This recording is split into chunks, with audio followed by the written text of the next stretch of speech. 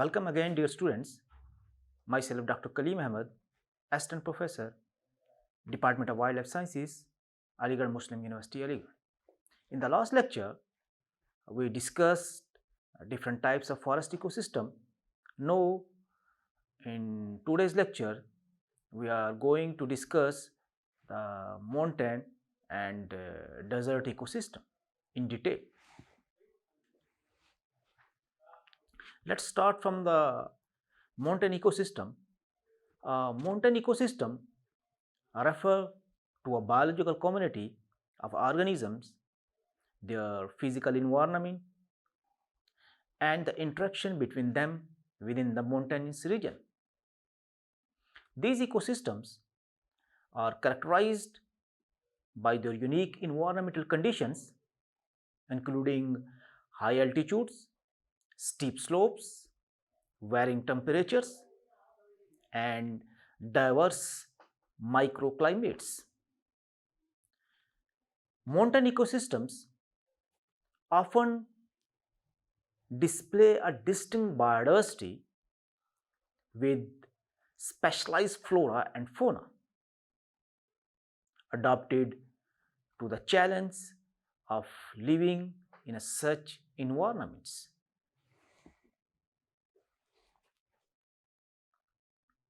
Vegetation in mountain ecosystems can vary widely depending upon factors such as altitude, precipitation, soil composition, and exposure to sunlight.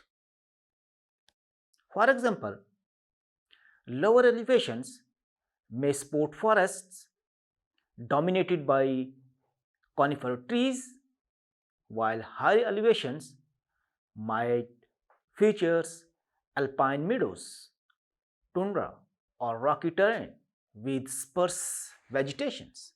Mountain ecosystems covers about 27% of the Earth's land surface and is crucial in global biodiversity and water resource regulations.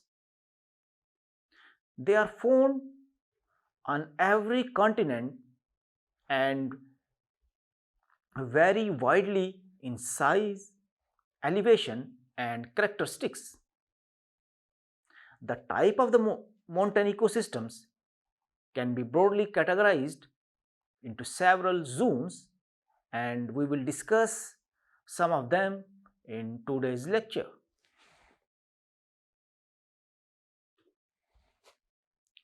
Let's start from the alpine zone. The alpine zone is a high altitude ecological zone characterized by cold temperatures, rocky terrain, and in many cases the presence of snow and ice.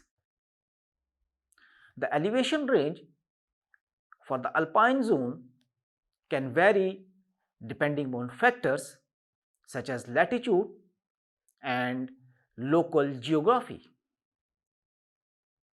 However, as a general guidelines, the alpine zone typically begins at elevation above the tree line, where conditions become too harsh for trees to grow.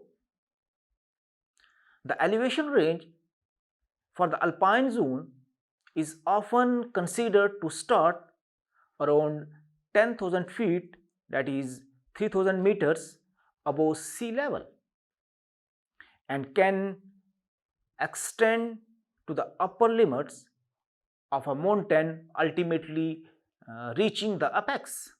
There's another is subalpine zone.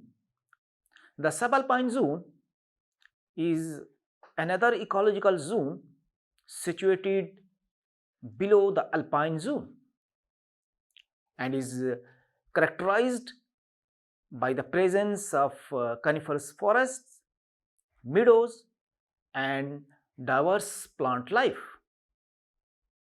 The elevation range for the subalpine zones can vary depending on factors such as geography, latitude, and local conditions.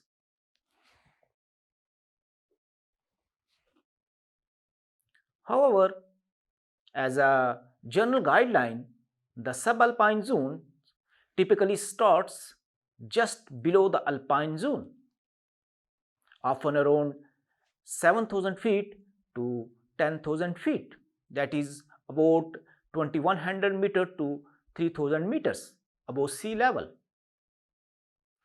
It can extend down to lower elevations reaching as low as 5,000 feet, that is around 1500 meters, or even lower in certain regions. The upper limit of the subalpine zones is often marked by the tree line, behind which conditions become less suitable for the growth of coniferous trees. The specific elevation range can vary regionally and is often influenced by local climate, precipitations, and latitude factors. Another is mountain zone. The mountain zone is an ecological zone situated at the lower elevation compared to the subalpine and alpine zones. The elevation range for the mountain zone can vary based on geographic conditions or locations, climate, and other environmental factors. However, as a general guideline, the mountain zone typically starts at lower elevations ranging from around 3000 to 7000 feet, that is around 900 to 2100 meters above sea level.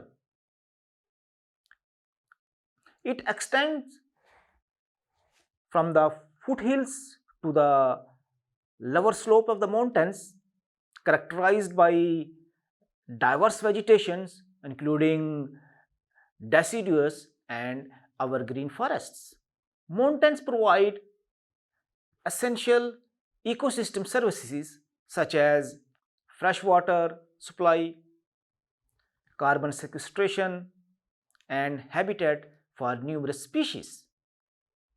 However, they are vulnerable to climate change and human activities, necessitating conservation efforts to protect their ecological integrity and services actually they provide. Let's start the another one, that is desert ecosystem.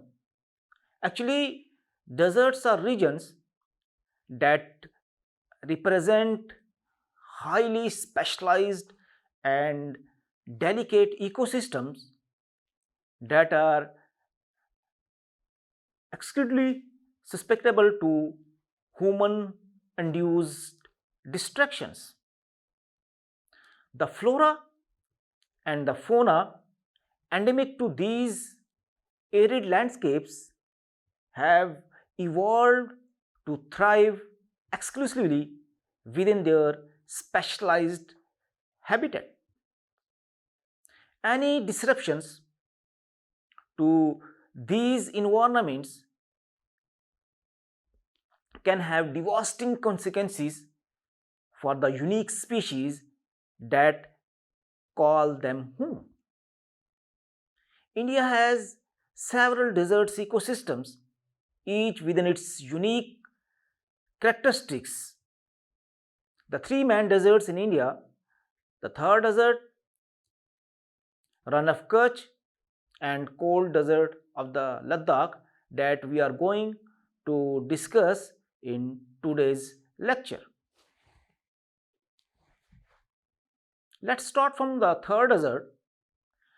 Thar deserts, also known as the Great Indian Desert, is a vital arid regions that spans across northwestern India and southeastern Pakistan, covering an approximate area of around 2 lakh square kilometers. It is the largest desert on the Indian subcontinent. The Thar Desert is primarily distributed across the Indian states of Rajasthan, Gujarat, Punjab, and Haryana.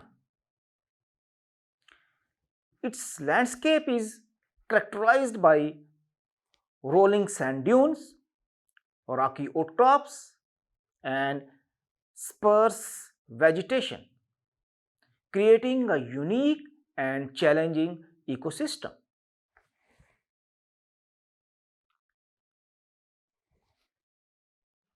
The arid region experiences extreme temperature with scorching hot summers, where daytime temperatures can rise above 40 degrees Celsius, and chilly winters when temperatures also drop considerably. The Thar deserts receive low and erratic rainfall averaging between 100 to 500 millimeters annually. Water scarcity is a constant challenge for the inhabitants of these regions, leading to the development of various adaptive strategies.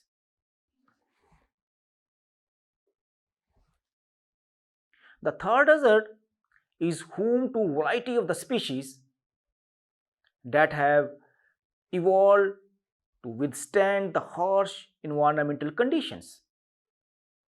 One notable species is the Indian gazelles, commonly known as chinkara.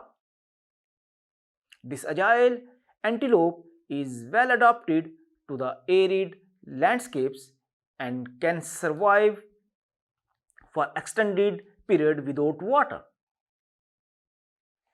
The spiny-tailed lizard, with its distinctive appearance and adaptation for the desert's environments, is another iconic inhabitant. Migratory birds, including various species of raptors and passerines, add to the biodiversity of the Thar deserts, especially during certain seasons. Another is Rann of Kutch. The Rann of Kutch is situated in the state of Gujarat and is a vast salt marsh deserts formed by the seasonal flooding and drying of the shallow waters of the Arabian Sea. The Rann of Kutch is known for its unique landscape, which includes salt flats, mud flats, and saline desert plains.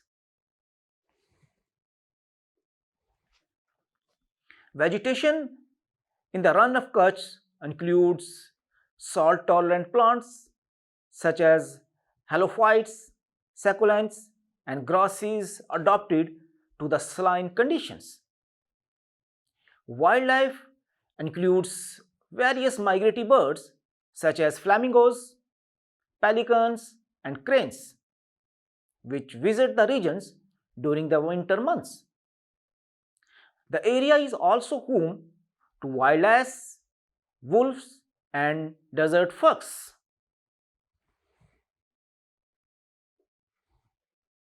Another is cold desert of Ladakh. The cold desert of Ladakh is a high altitude desert located in the northern part of India, primarily within the Union Territory of Ladakh. Nestles amongst the Himalayan and Karakoram mountain range. This cold desert region is known for its extreme temperatures and minimal precipitations. It encompasses areas such as Leh, Nubra Valley and Zanskar Valley at elevation range from 3000 to 5000 meters above sea level. Ladakh also experiences harsh winters and short summers. The sparse vegetation in these cold deserts include hardy grasses, shrubs, and occasional wildflowers, adapted to survive the challenging climatic conditions. The cold desert of Ladakh is home to several iconic species that have evolved to endure the cold and high altitude environments. The Tibetan wildlife, known as kyang, is a notable species found here. Another wildlife includes elusive snow leopard, marmots, Himalayan blue sheep, also known as locally barrel, and various bird species adapted to the cold desert ecosystem of Ladakh. Let's discuss something about the conservation perspective of these desert ecosystems. Desert ecosystems, known for their fragility, harbor a delicate ecological balance crucial for the survival of their flora and fauna. Our generations, desert dwelling communities have safeguarded the limited water resources, exemplified by the Bishnois in Rajasthan, who have voluntarily protected their khajdi trees and the blackbuck antelope from threats. Preservation of these ecosystems becomes increasingly urgent, necessitating the establishment of protected areas like national parks and the wildlife sanctuaries. However, the advent of large-scale development projects poses a significant threat as it transforms natural arid landscape into zones of intensive agriculture. Similarly, in Kutch, the expansion of the salt works encroaches upon the habitat of the wildlife found only in the little Rann of Kutch area. Such developmental projects fundamentally alter the desert's landscape, dimensioning habitat availability for the specialized species and driving them danger close to extinctions. Thus, a paradigm shift towards sustainable development practices becomes imperative, one that meticulously consider the unique requirements of desert ecosystems. Balancing progress with conservation efforts is essential to ensure the longevity of these precious ecosystems and the myriad life forms they sustain. These are the certain steps that needs to conserve the desert ecosystems. The, the first is protected areas. Establishment and expansion of the protected areas such as national park and wildlife reserves and conservation reserves is essential to safeguard deserts habitats and the species within them. Another is habitat restorations. It is also necessary to implement habitat restoration projects to rehabilitate areas degraded by the human activities such as mining, agriculture, or urban development. This may involve revegetation efforts, erosion control, and invasive species management. It is also important to promote water conservation practices to mitigate the impacts of water scarcity in desert ecosystem. This includes implementing efficient irrigation techniques in agriculture, reducing water waste in urban areas, and restoring natural water sources such as oases and wetlands. Another is it is also essential to encourage sustainable land use practices that actually minimize habitat destruction and fragmentation.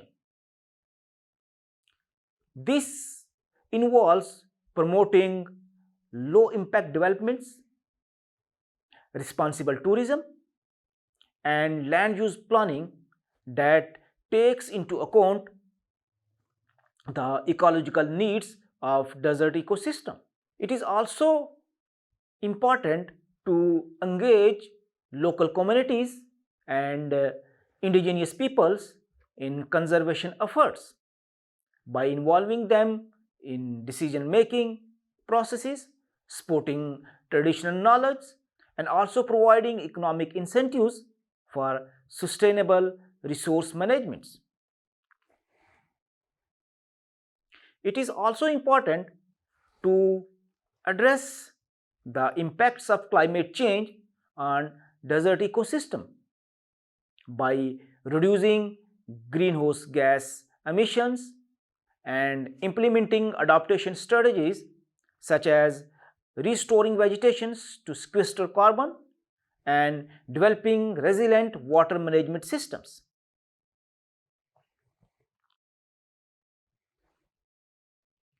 It is also very important to raise awareness about the importance of desert ecosystems and the threats they face among policymakers, stakeholders, and the general public. Education programs can help foster a sense of stewardship and encourage conservation actions. It is also important to conduct scientific research and monitoring to better understand desert ecosystems, including their biodiversity, ecological processes, and responses to environmental change. This information is essential for developing effective conservation strategies and adaptive management approaches. It is also important to foster collaboration among governments, non-government organizations, research institutions, local communities, and other stakeholders to coordinate conservation efforts and share resources and leverage expertise. It is also important to advocate for policies and legislations that support the conservation and sustainable management of desert ecosystem, including regulations to protect sensitive habitats, wildlife species, and water resources. With this, we end today's lecture, and in the next lecture, we will discuss the aquatic ecosystem in detail. Thank you.